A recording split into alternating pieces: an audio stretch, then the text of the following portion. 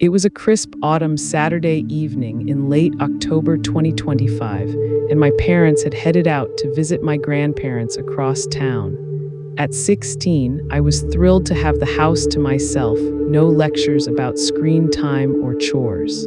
I'd been dying to binge watch the Conjuring series without my mom hovering, warning me about nightmares or how it might mess with my head.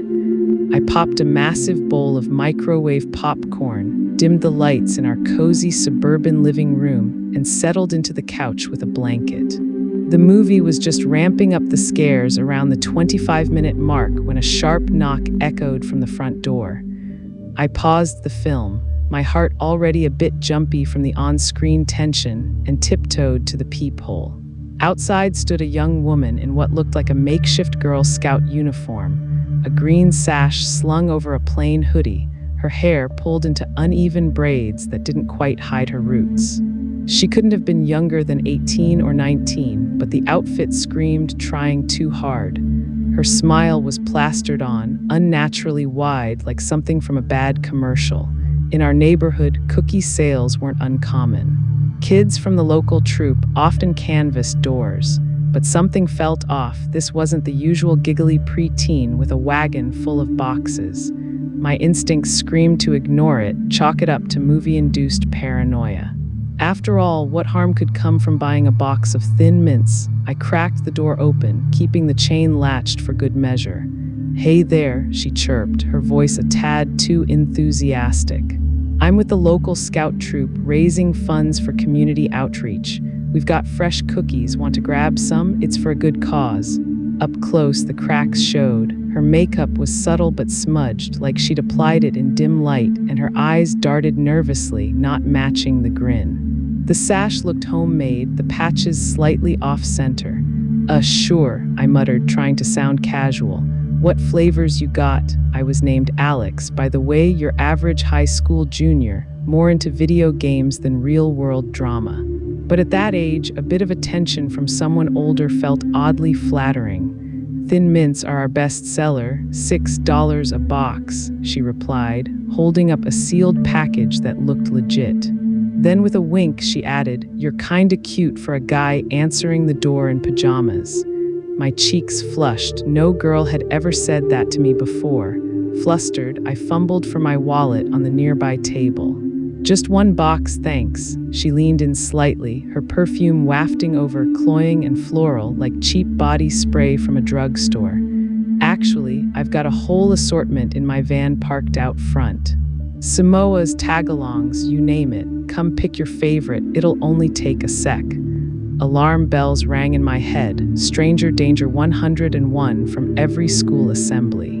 But the movie's suspense had me second-guessing myself, and hey, free choice of cookies. I unlatched the chain and stepped out onto the porch, the cool night air hitting my face. We walked toward the curb where a nondescript white panel van idled, its engine humming softly under the street lamp. No windows in the back, just solid metal sides, which struck me as weird for a cookie seller. "Right in here," she said cheerfully, sliding the side door open with a metallic groan. The interior was pitch black, no lights on. Before I could peer inside or back away, rough hands exploded from the darkness. One clamped around my wrist like a vice, another yanked my collar, hauling me forward. I opened my mouth to yell, but a palm smashed over it, muffling my cries. My feet scraped the pavement as they dragged me in fully. The door slammed shut with a finality that echoed in my ears, and the van peeled out, tires screeching. Inside, the air reeked of stale sweat and motor oil. Two burly figures loomed over me, one pinning my arms to the grimy floor mat, the other rifling through my pockets. They snatched my phone first, smashing it under a boot heel, then my wallet with its measly $20 from allowance. Even my brand new sneakers, Air Jordans I'd begged for my birthday, were ripped off my feet. "Look at these kicks," one grunted with a chuckle, his breath hot and foul. "Kids got taste." Tears stung my eyes as I whimpered, "Please, let me go, I won't say anything." "Promise." The Girl Scout had shed her braids, revealing stringy hair and a hardened face that aged her to her mid-20s. She twisted in the passenger seat, lighting a cigarette with a flick of a lighter. "Dumbass kids," she sneered, exhaling smoke that filled the confined space, always thinking with the wrong head. Without warning, she leaned back and jabbed the glowing tip into my forearm. Agony seared through me like fire. I howled, thrashing futilely. That's when the real beating started. Fists rained down, not to knock me out, but to maximize the hurt. A punch to my gut doubled me over, wind knocked out. Another cracked against my jaw, splitting my lip and flooding my mouth with coppery blood. I curled into a fetal position, arms shielding my head, but they targeted my sides, ribs cracking under the assault, each breath a dagger. Stars exploded behind my eyelids from a blow to the temple. Laughter echoed around me, cruel and mocking, crybabies leaking everywhere, easy pickings tonight, why me? In the haze of pain, I caught snippets, something about fresh bait for the ring, hinting at darker motives, maybe trafficking or worse. But questions dissolved into survival mode. The ordeal blurred into an eternity of torment, the van's bumps amplifying every bruise. Hours later, maybe 2, maybe 3, the vehicle screeched to a halt in some desolate industrial lot. They flung the door open and booted me out, my body tumbling onto cold asphalt, skin scraping raw. "Keep your mouth shut, punk," one snarled from the shadows. "We know your address, tell the cops, and we'll finish the job." The van vanished into the night, taillights fading like ghosts.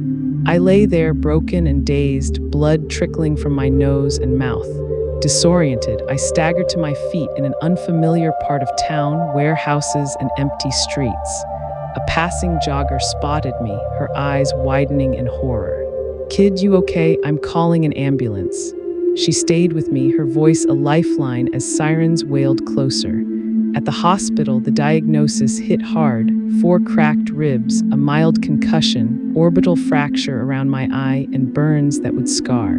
My parents rushed in, mom sobbing, dad's face a mask of fury. The police took my statement amid the beeps of monitors. Descriptions of the trio. The van's make a Ford Econoline, I thought, partial plate from a fleeting glance. They ran sketches based on my details, canvassed neighborhoods for similar scams, even checked local CCTV for white vans. But leads dried up: too common a vehicle, too vague the faces under hoods. Weeks blurred into therapy sessions. PTSD, the counselor called it, flashbacks to the smoke-choked van, phantom pains in my ribs. Simple things triggered me. A door knock sent me hiding, white vans on the road made my pulse skyrocket. I installed a security app on my new phone, double-checked locks obsessively. School friends noticed the bruises fading slower than my confidence. I became that kid who got jumped, whispers following me in hallways. The cops never caught them, despite tips from a similar incident 2 towns over. As far as I know, that crew's still prowling, disguised as harmless sellers, preying on trusting teens with flattery and false promises. I've learned the hard way, gut feelings aren't paranoia, they're survival. Now every stranger at the door is a potential threat, every van a reminder. But I'm rebuilding, stronger, wiser. If you're reading this, Alex's story, lock your doors tight. The monsters aren't in movies, they're knocking right now. It was a quiet Thursday night in early November 2025. Mom's night shift at the hospital started at 7 p.m., so I was used to the house feeling empty. At 16, I didn't mind the solitude much. Homework, music, scrolling TikTok until my eyes hurt. Our neighborhood was safe, well-lit streets, nosy neighbors, good locks. Lately, though, Steven had been staying over more often. He was Mom's boyfriend of 8 months, a nurse from her floor, tall, quiet, always polite. Mom said it was nice having another adult around when she worked late. He brought groceries sometimes, fixed the leaky faucet once. I never really warmed to him, but I didn't dislike him either. He just existed. Around 9:45 p.m., I was sprawled on the living room couch finishing biology notes when a knock came, 3 firm raps. I checked the peephole. Steven, still in his blue scrubs, hair messy like he'd had a long shift. His backpack hung from one shoulder. He looked tired, almost pale under the porch light. I kept the chain on. Hey, Stephen. Mom's at work. He gave a small, apologetic smile. I know, Maya. Sorry to bother you this late. I left my backpack here yesterday. My meds are in it. Blood pressure stuff. I really need them tonight. I remembered seeing the black backpack on the armchair that morning. He did look rough, sweaty forehead, shaky hands. Against my better judgment, I unlatched the chain and opened the door wider. Okay, come in. It's in the living room. He stepped inside, murmuring thanks, kiddo, and headed straight for the chair. I lingered near the hallway, phone in hand, thumb hovering over Mom's contact. Something felt off.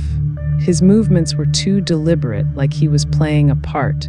I dialed Mom as I walked toward the kitchen, keeping my voice light.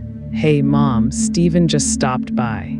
Said he forgot his backpack and needs his medication. There was a 2-second pause on the line, long enough for my stomach to drop. When she spoke, her voice was low, urgent, almost a whisper. Maya listened to me very carefully.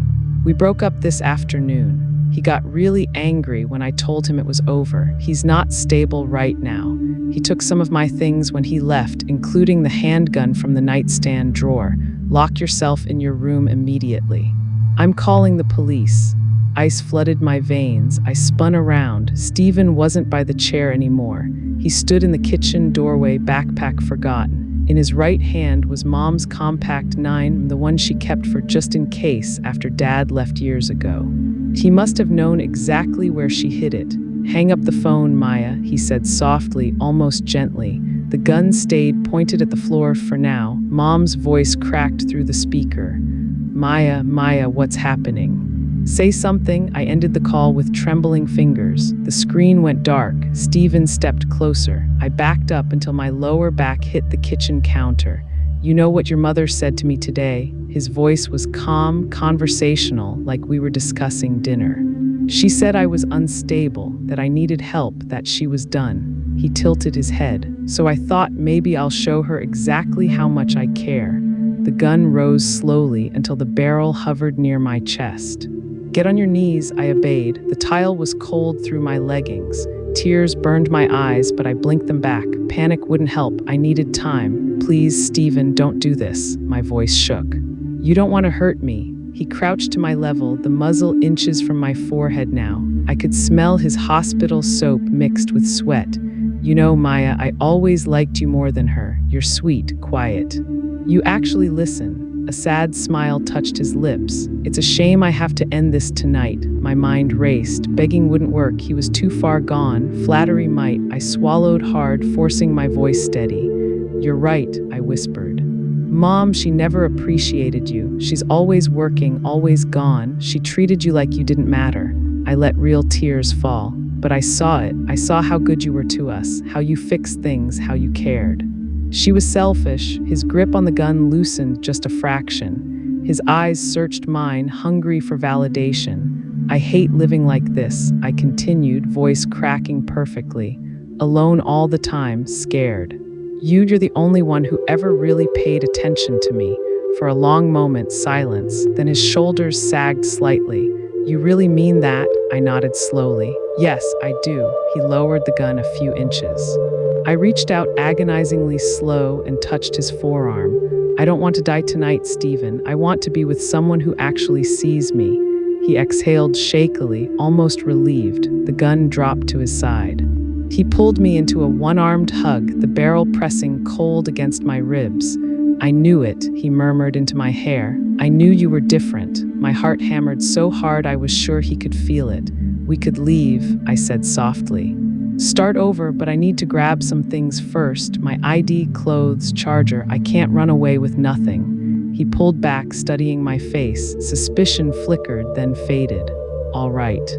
But I'm coming with you. We walked down the hallway together. His hand gripped my shoulder, possessive, not gentle. The gun never left his hand. In my bedroom, I opened drawers with shaking fingers, shoving random clothes into my backpack. Stephen stood in the doorway, watching every move. Don't take too long, he warned. I won't. My voice was small. Then I spotted the bathroom door. I need to use the bathroom real quick. It's a long drive, right? I'm nervous I might get sick. His eyes narrowed. Leave it open. Stephen, please. I let shame color my cheeks. I'm embarrassed. I just need a minute, 2 minutes, that's all. He stared for what felt like forever, then he sighed, fine. 2 minutes, don't lock it. I stepped inside, pushed the door almost closed, and quiet as I could, twisted the lock. It clicked softly. I sank into the bathtub, knees to chest, and redialed Mom. Mom, I breathed, barely audible. He has the gun. He wants to take me with him. I'm locked in the bathroom. He's right outside. We're already on the way, she whispered back, voice thick. Police are 2 minutes out. Stay quiet. We're coming, baby. I love you, Maya, Stephen's voice from the other side. Calm at first, then sharper. Maya, you done? I didn't answer. The doorknob rattled. Open the door. Silence. Maya, he pounded once, twice. The wood groaned. You called them, didn't you? You little, sirens wailed in the distance, faint, then louder, closer. Stephen cursed. Footsteps retreated, shouting outside, furniture crashing, then silence. Maya, Mom's voice again, closer now. Sweetie, it's safe. Open the door. I unlocked it and stumbled into her arms. She was crying, holding me so tightly I could barely breathe. Police swarmed the house. Stephen had tried the back door, been tackled in the yard. He was on the ground, handcuffed, screaming my name as they dragged him away.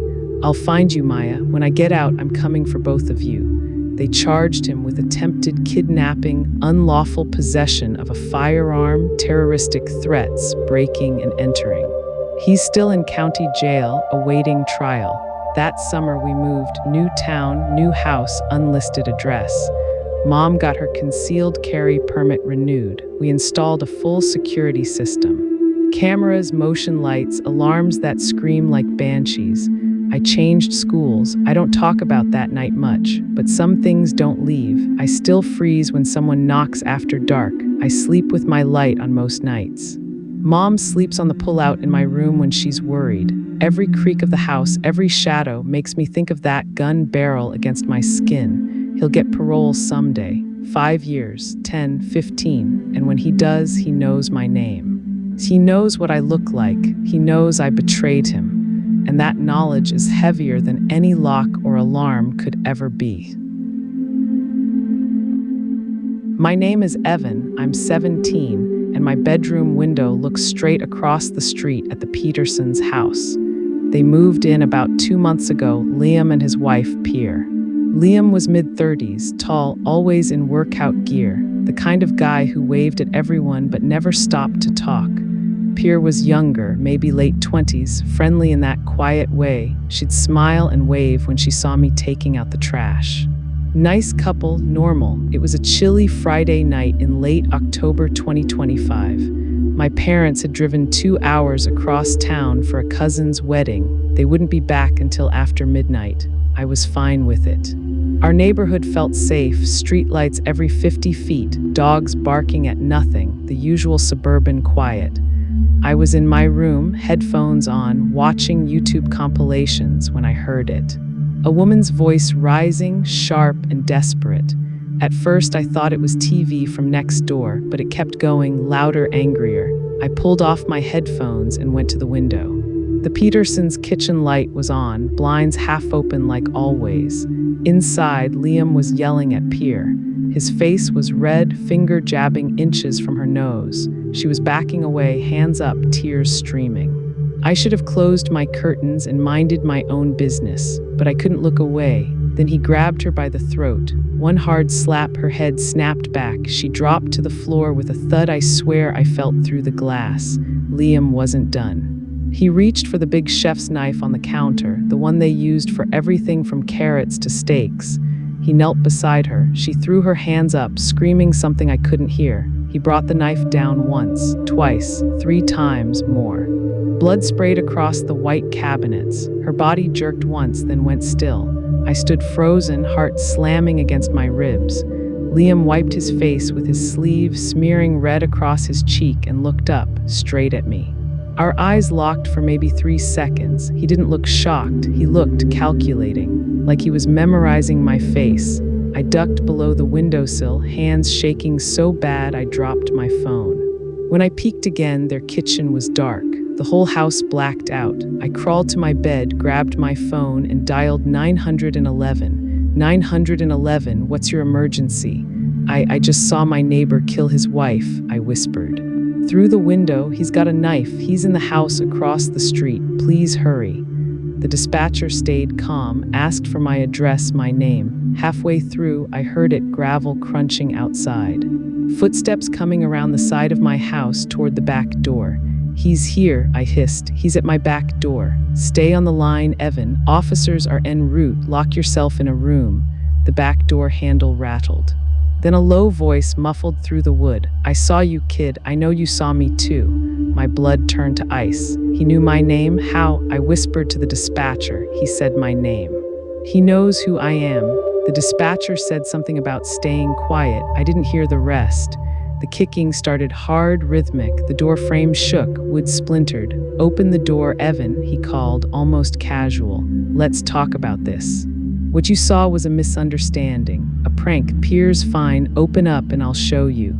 You're lying, I choked out. The kicking got harder. The whole house seemed to shudder. Then glass shattered, the small window beside the back door. Heavy boots crunched over broken shards. He was inside. I scrambled into my closet, wedged behind my winter coats and old boxes. I bit down on my sleeve to keep from breathing too loud. Tears ran down my face.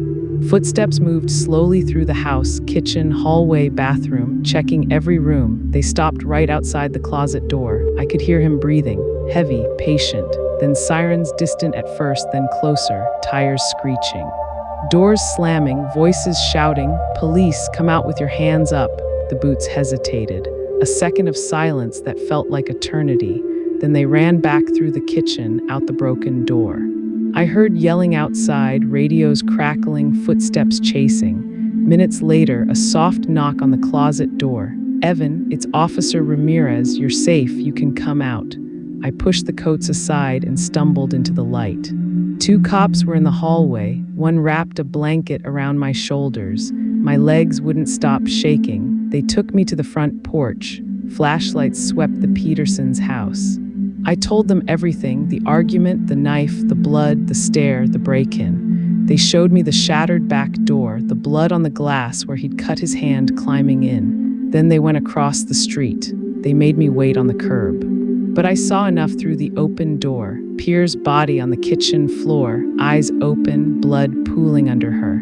The walls looked like a horror movie set. The detective who interviewed me later was kind but serious. You're the only witness we have, Evan. Liam's got a history. Neighbors said he'd been paranoid for weeks, accusing her of cheating, checking her phone, following her. Tonight he snapped. They put out a bolo, be on the lookout, with a description. 6'2", athletic build, dark hoodie, possible hand injury. Composite sketch based on my details. Neighborhood canvas. Patrols increased. They even talked about temporary relocation if needed. My parents got home to flashing lights and me in the back of an ambulance, wrapped in a blanket. Mom cried the whole way home. Dad kept asking if I was hurt over and over. That was 3 weeks ago. Liam is still out there. Vanished that night, no credit cards, no phone pings, no sightings. The police say they're doing everything. FBI tip line, statewide alerts, even checking family in other states. We changed the locks. Dad installed a full security system, cameras front and back, motion lights, alarm that calls the police automatically. I'm not allowed home alone anymore. Mom sleeps in my room some nights because I wake up screaming. The worst part isn't the nightmares, it's the quiet moments. When I'm lying in bed, I hear it, tap, tap, tap. The house settling, wind on the window branches, but my heart stops every time. I think it's him, tapping to see if I'm awake. Tapping to let me know he's still watching. He knows my face, he knows my name, he knows where I live, and as long as I'm alive, I'm the only one who can put him away forever. Time is on his side. Every day he stays free is another day he could come back, and I keep wondering, is tonight the night he decides to finish what he started?